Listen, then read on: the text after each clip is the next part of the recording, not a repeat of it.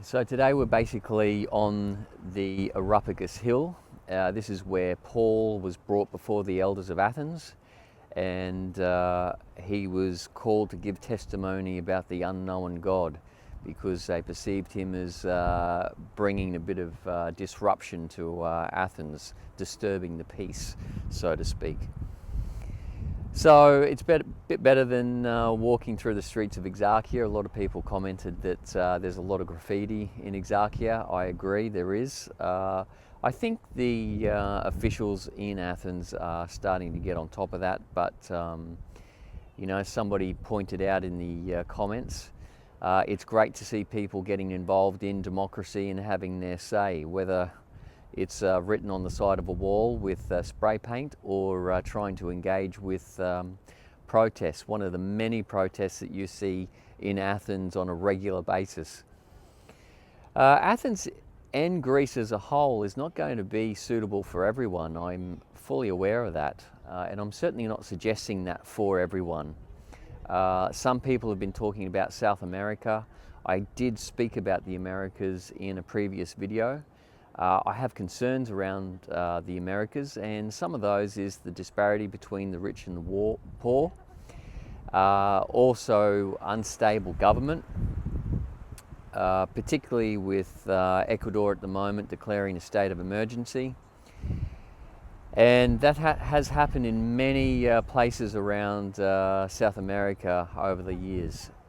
Also, the well and truly established crime syndicates that you see in the Americas, whether drug cartels or whatever. So they're some of the things that I take into consideration when I evaluate a place that I want to look at in regards to relocating. As I said to you in previous videos, I try and use a model called the PT 5 flags, or Perpetual Traveller 5 flags. It's based on, I think it's H.G. Wells' PT 5 flags principle. But you know, I don't follow that hard and fast. I don't follow it strictly.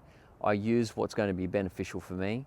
One of the other things that you need to take into consideration when you're considering Perpetual Traveller is the frameworks that you're using to facilitate your travel, and how you live and how you hold your assets, and how you deal with your tax mitigation. So your accountant and lawyers will be able to help you out with that. If you need a hand with accountants and lawyers, let me know, and we'll certainly be able to help you out with that. As I said, there's many different options in regards to relocating, and you may stay in one particular location for 3 or 6 months of the year and then move somewhere else for another couple of months. So it really just depends on where you want to go and how you want to make your movements. So that's pretty much the way that I look at things.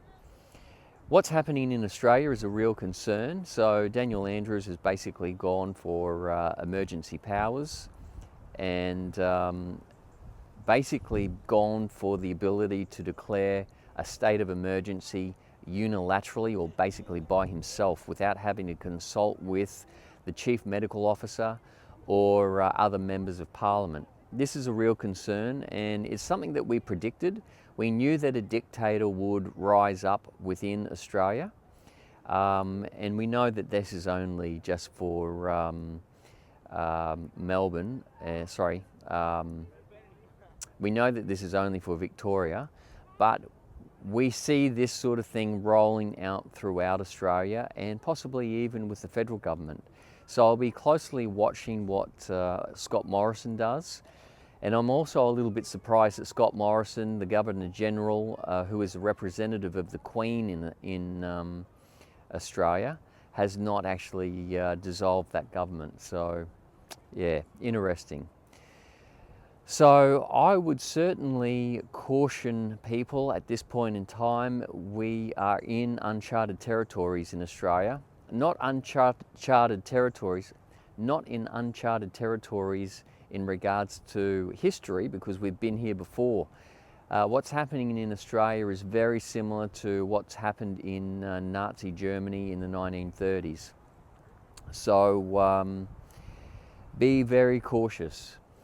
Now, if you're unvaccinated, you're not going to be able to leave Australia without having a travel exemption. Not saying that you can't leave, it's going to be a little bit more complicated to exit, and if you want to re-enter, you're going to have to go into quarantine and jump over some other hurdles as well.